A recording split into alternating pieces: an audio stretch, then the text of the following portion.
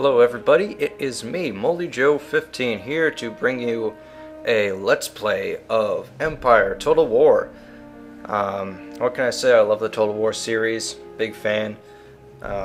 If you're from my channel, you know I'm already doing a Rome Total War Let's Play. Just to let you guys know, that is not being put on hold. I can do 2 Let's Plays at the same time, lots of people do it. I'm just as good as anybody else. No, I'm okay. But this Let's Play, we are going to be playing as Russia. I've played a Russia campaign before, and it is pretty darn fun. There's big land battles going on. Not too much going on at sea or overseas for that matter. But who knows, maybe I'll get a little bit frisky and start pulling some shenanigans in India or America.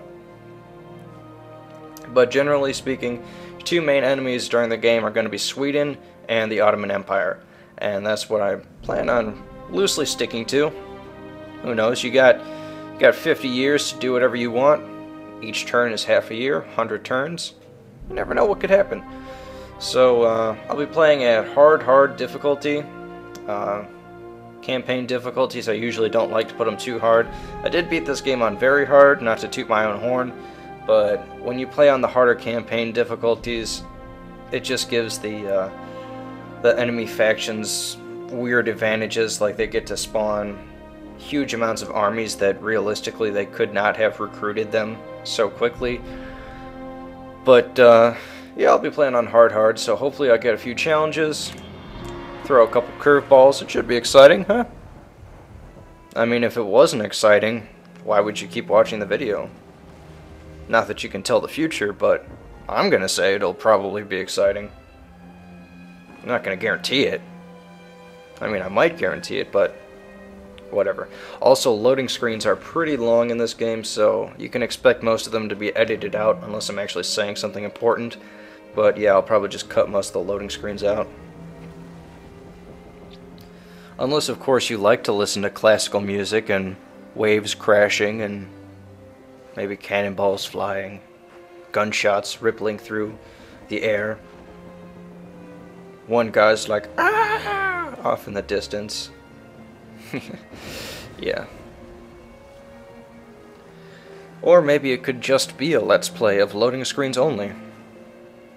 Who knows? We could read about Immanuel Kant, Kantian philosophy.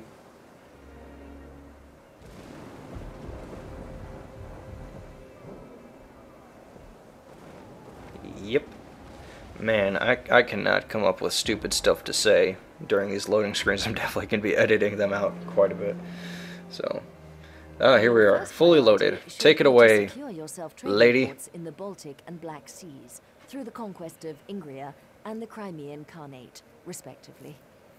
This will effectively facilitate trade with Western powers.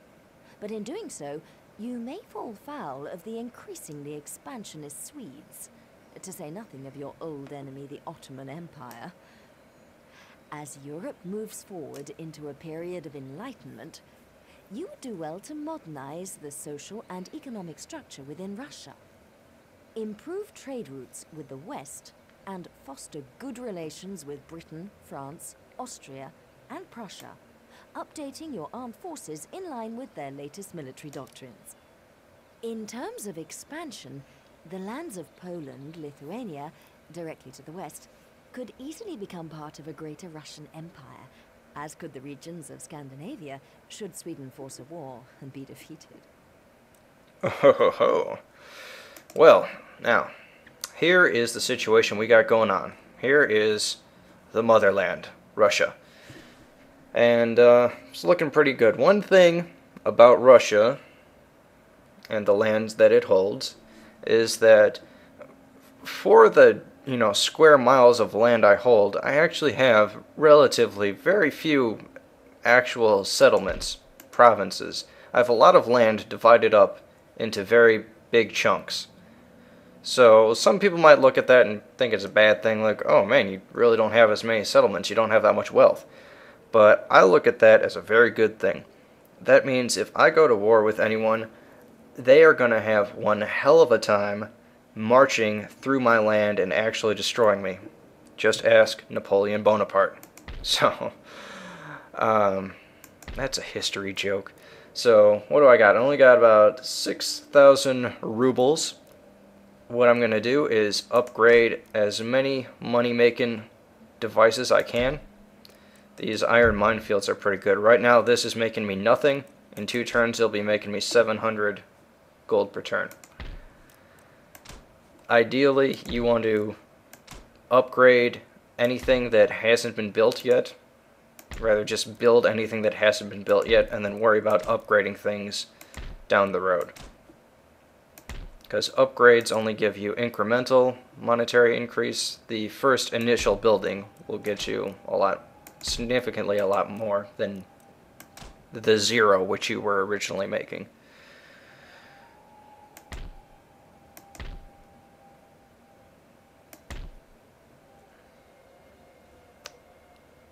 There's got to be some more stuff I can upgrade.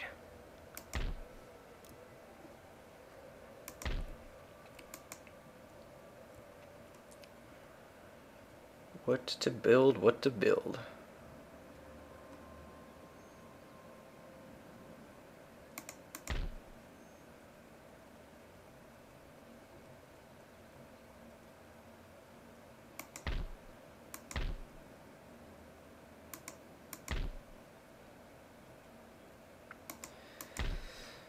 So, right now, I'm thinking, I see this army over here, and I like how close it is to St. Petersburg.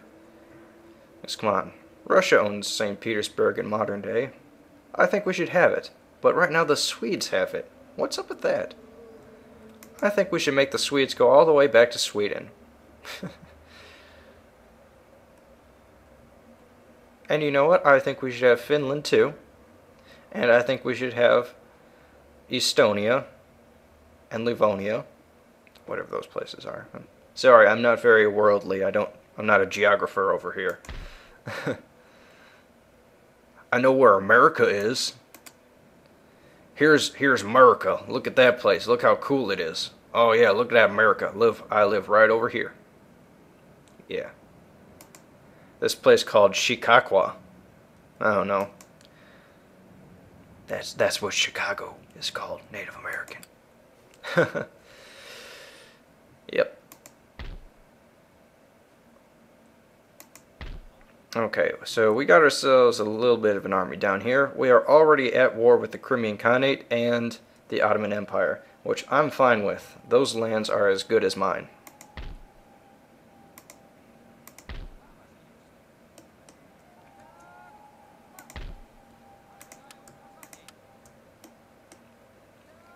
I think I'll just merge these armies together. And then in 2 turns, I should be able to take this settlement. Hopefully.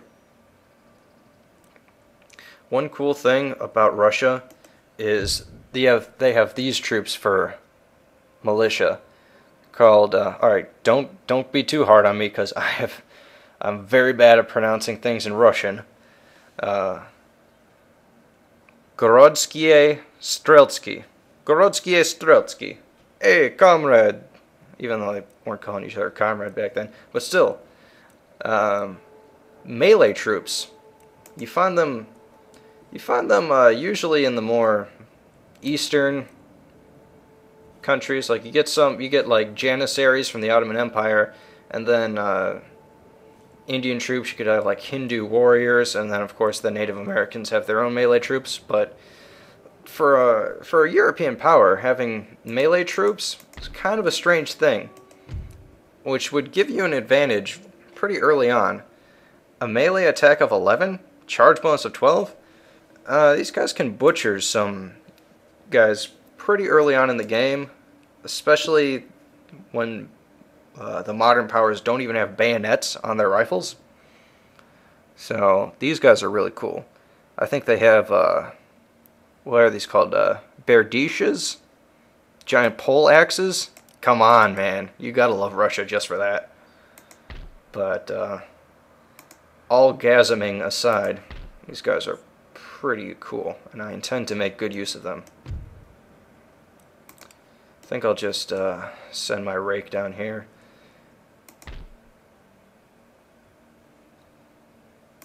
I have a gentleman chilling out here, being all gentlemanly. His name is Ivan Motorin. Motorin! It's your place. Alright, whatever. Here's my school. I think I shall research plug bayonet because, like I briefly mentioned earlier, bayonets are very useful. And I plan on being very aggressive in the early campaign.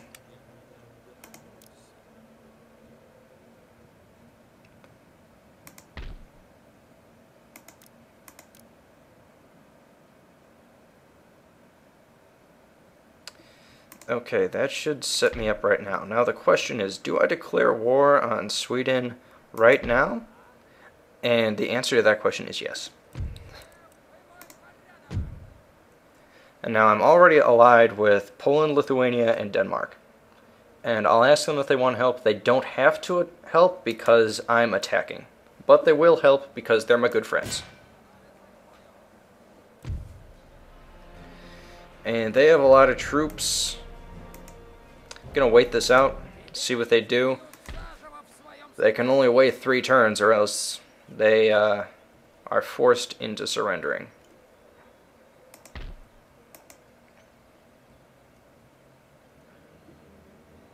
What's this guy here? Oh, I have another rake. No, I should probably use this guy to spy on Sweden for me. And this guy can deal with the Ottomans. Got some Polish dudes here.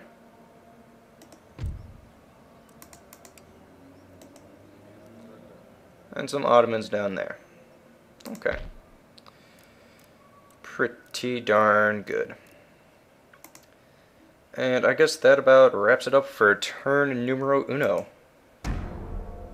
That is number 1 for you that don't speak Spanish. Having St. Petersburg will be very useful to me because it has a port. And the more ports you have, the more trade routes you can open. The more trade routes you open, the more people will like you. Sweden wants me to give them one of my regions, and they'll pay me 700 for it. No siree. We are going to war. And you are going to have to beat me in a battle to win. I'm being attacked. They got some horses, some pikemen, some militia. Truth be told, the reason I didn't attack this settlement earlier was because I did try to start this Let's Play a while ago, and whenever I attacked them, this unit of pikemen they had would keep glitching itself, and it wouldn't be able to be attacked. Like, it would just be standing in the middle of the field, and I couldn't actually attack it, so the clock ran out, and I ended up losing. I tried that several times, and it just became a mess of things, so now I'm going to force them to attack me. Hopefully things will go a little bit better.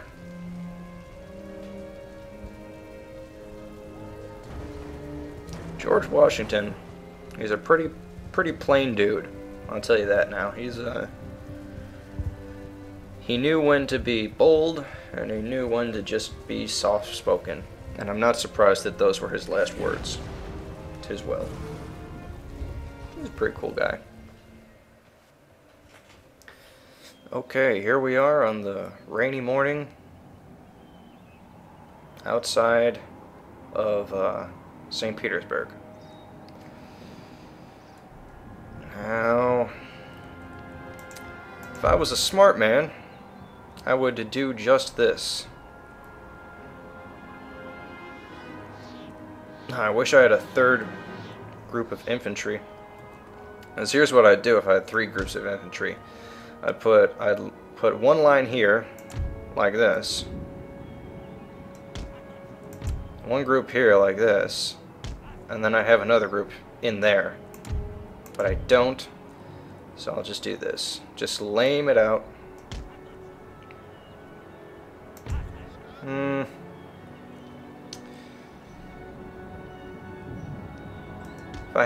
If I have these guys inside this house,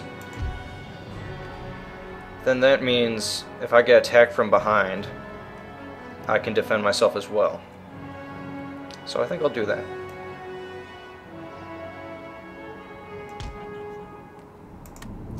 This is what I will do. And these cannons are going to be out of range of my men.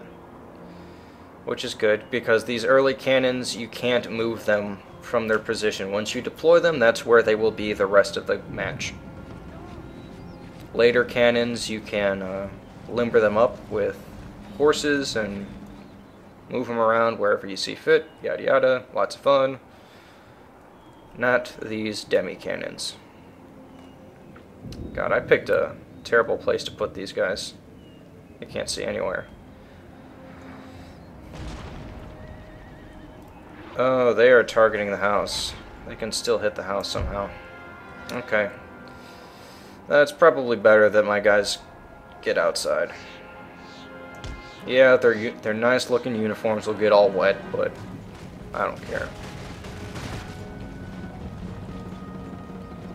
Oh, jeez. Oh, I thought there was a big hole in the house at first glance. But that's just a balcony.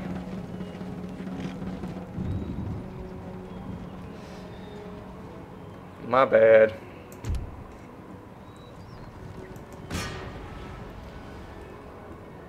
Using cannons to target horses is probably the best use you can have for your cannons.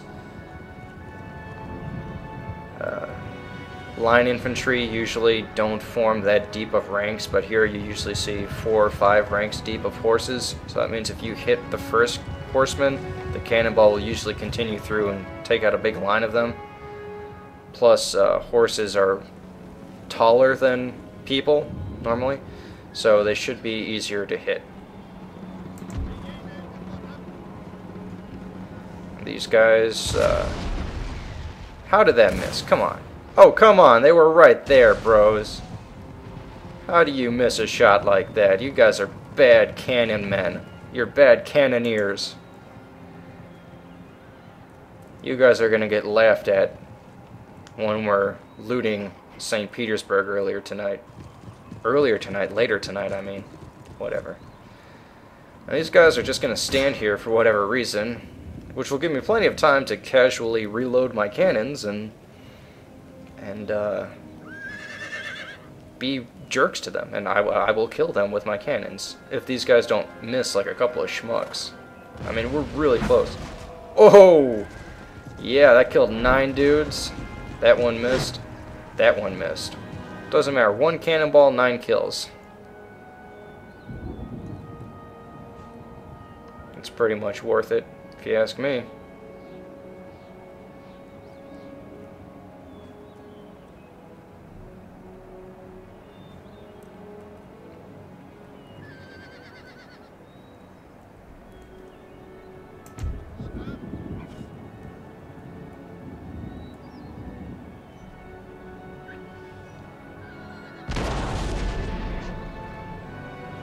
Oh, come on. Can't keep missing. Killed some more of them. These guys should bugger off in a little while. Meanwhile, these cannon operators have totally ditched their cannons and are just charging at me with their swords. They've run all the way over here, so they're almost completely exhausted. And my Cossack infantry will destroy them. Cossacks are very good substitutes for line infantry in the early game. They're just a little bit more inaccurate, but they are quite a bit cheaper. Yeah, that didn't work too well for you guys, did it? No, it didn't.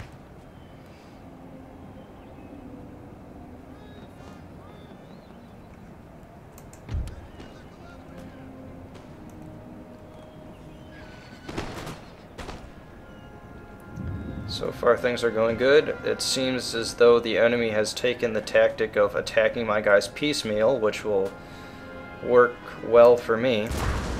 I'm gonna get my guys inside of this house.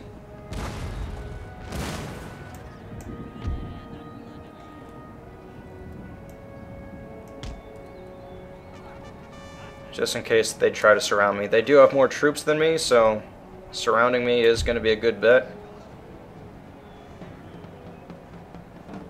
Oh, come on, guys.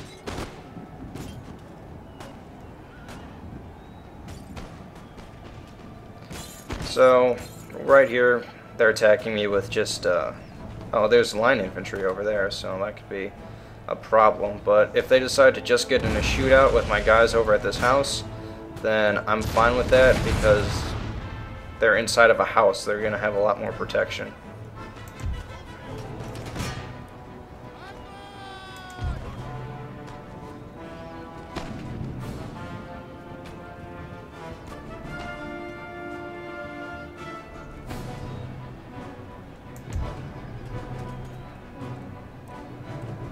Oh, crap.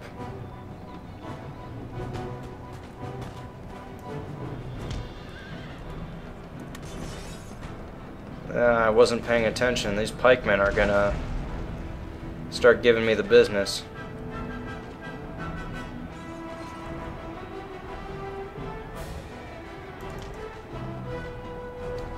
I might have to sacrifice my cannons.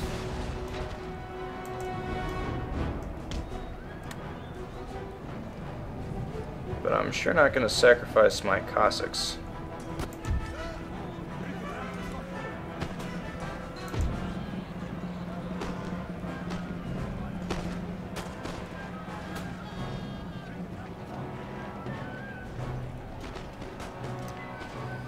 And I'm pretty certain that pikemen actually can't run inside of buildings for whatever reason. Pikemen are screwy units. They're just screwy overall. They don't behave like normal units.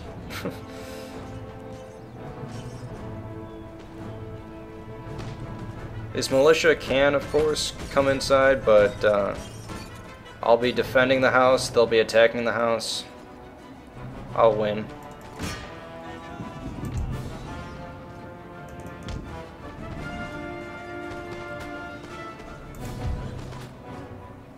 My line infantry are attacked by armed citizenry. It's not going to bode too well for them.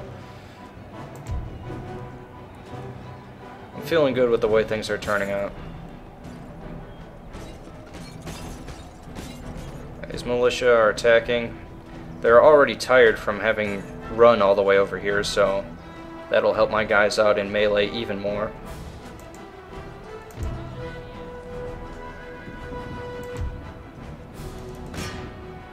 Let's get into a general fight. General on general action. This will be one for the storybooks. Is storybooks even a word? I think that's something like a Russian would say. It is for the storybooks, comrade.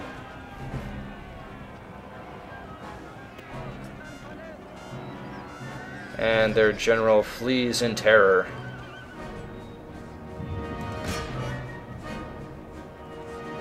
Is this him? I think that's him. No, this must be him. Get him! Oh, he died somehow. He sort of just fell over. Whatever. Close enough.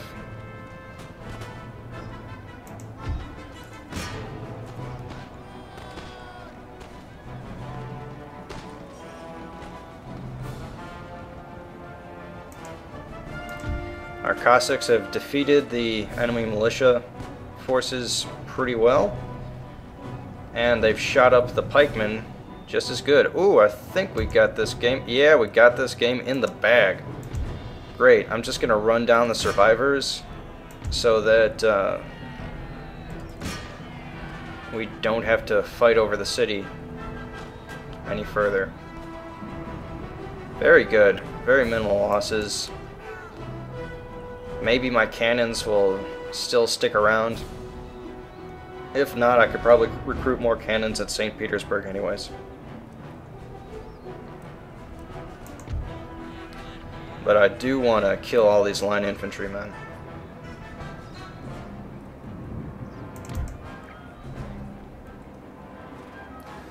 It always pays to have cavalry at a fight, even if you don't plan on using it, which I mean you should plan on using it. It's always good for after the game to run down the enemy. You don't want them reforming and causing more trouble. If you're going to win a fight, you better finish it. Defeat them so hard that they're not going to be able to fight back afterwards. These pikemen escaped. Well, too bad. I'm not worried about pikemen.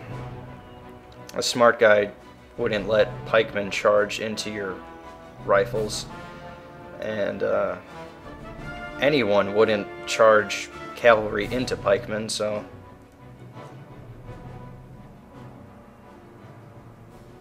That's just the way it is.